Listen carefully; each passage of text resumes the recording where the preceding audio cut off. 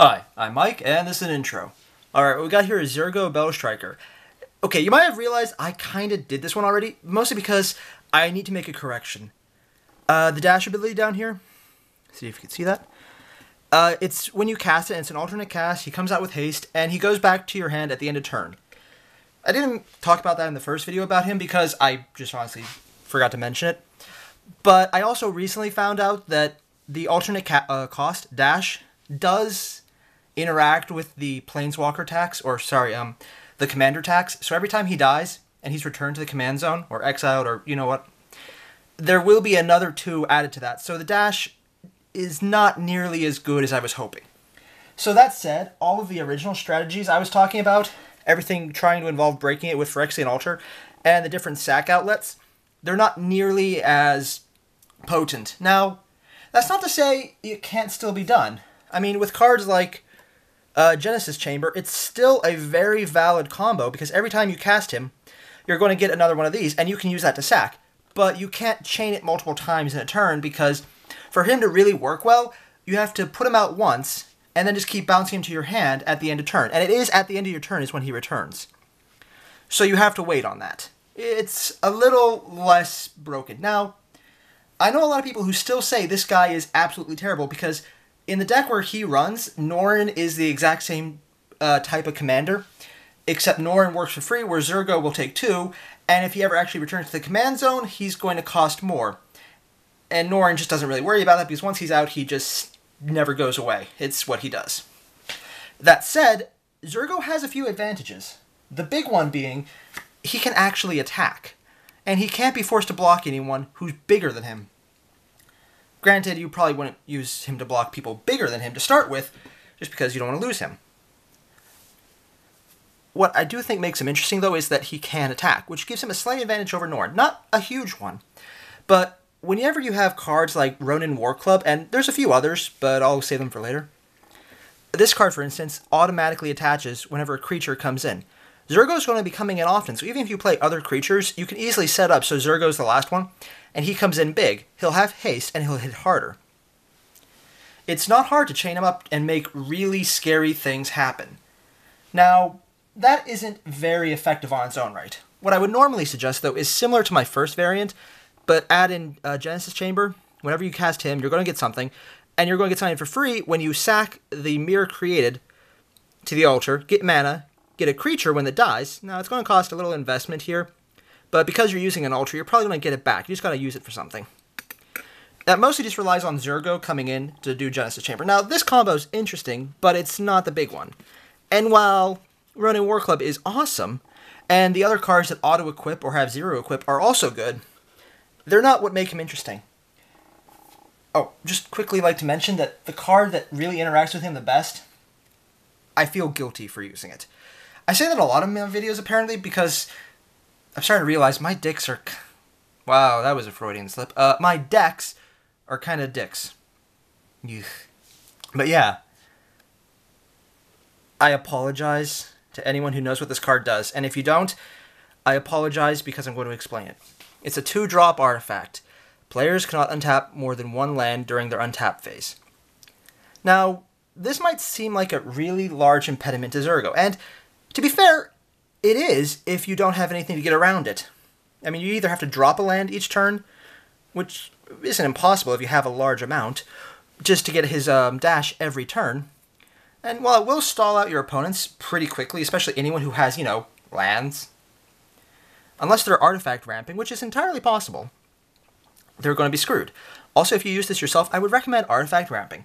But what makes it work easier is Treasonous Ogre. You're going to get 1 land a turn, and you're going to get, for 3 life, 1 red mana. If you have any kind of enchantment out that'll give, or, well, enchantment in red, I'm not sure they have it, but an artifact that will equip for Zurgo automatically and give him lifelink. I don't think there's any that exist like that, but there's probably 1 or 2 out there, so you can probably make it worthwhile if you have enough auto-equips on Zurgo. What ends up happening is you're going to really just slow down the game. But since Zurgo's really quick to get out, you're going to keep casting him every turn. You're going to chain through all the different little abilities that happen whenever he enters. And then, well, for example, things that enter.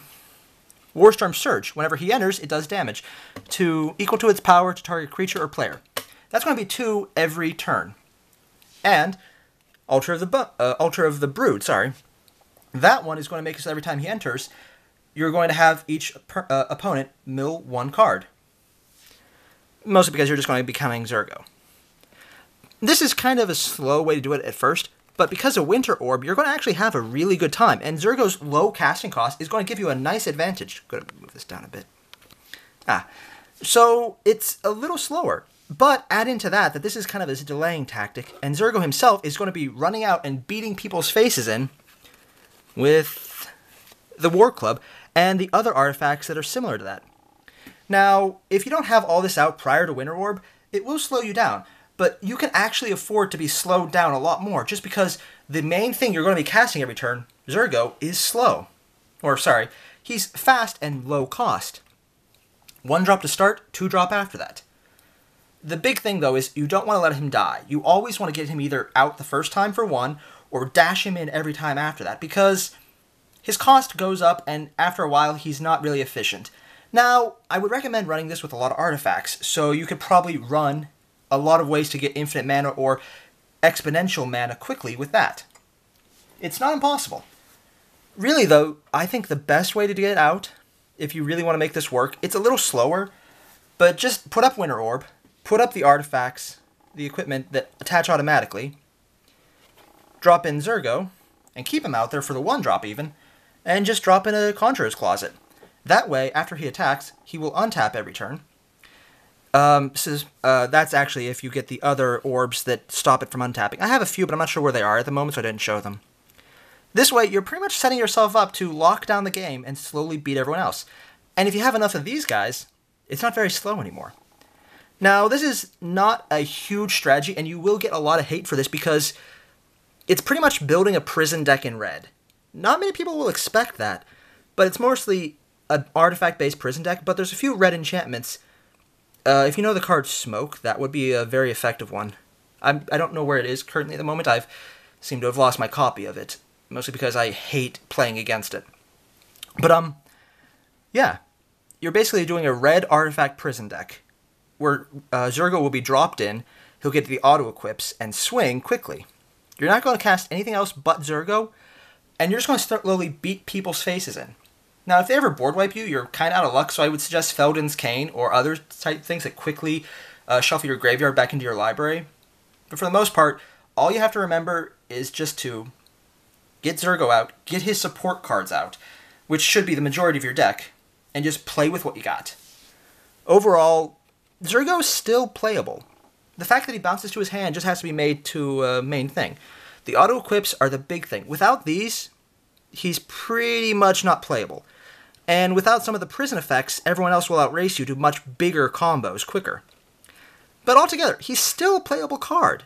Now, I really wish the dash mechanic wasn't taxed by Planeswalker tax.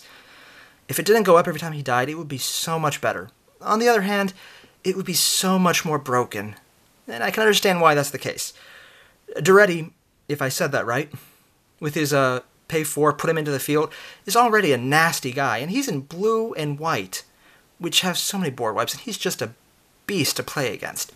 Zurgo can actually be similar, but it requires you mostly to board wipe every turn and play him, so it's not nearly as good. Granted, you need more red board wipes, and they do exist, but they're not as many of them, they're not as thorough, and they usually are somewhat either damage reliant or they're anti-lands. And you need your lands, so unless you have artifacts, you don't want to do that.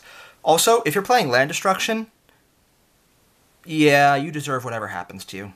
I've done it, but it's not fun after the first time you do it, because then everyone just decides to kill you right away. And it's justifiable because you did land destruction. Alright, so that's the update on Zurgo. Hopefully I won't have to do a third one, because it means I made a third mistake. Or, I guess second, and then, yeah, math, yeah.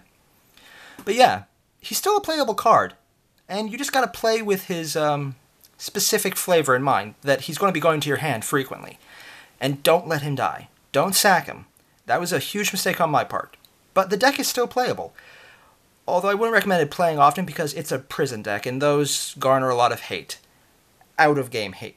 out-of-game hate, especially. So yeah, I'm Mike.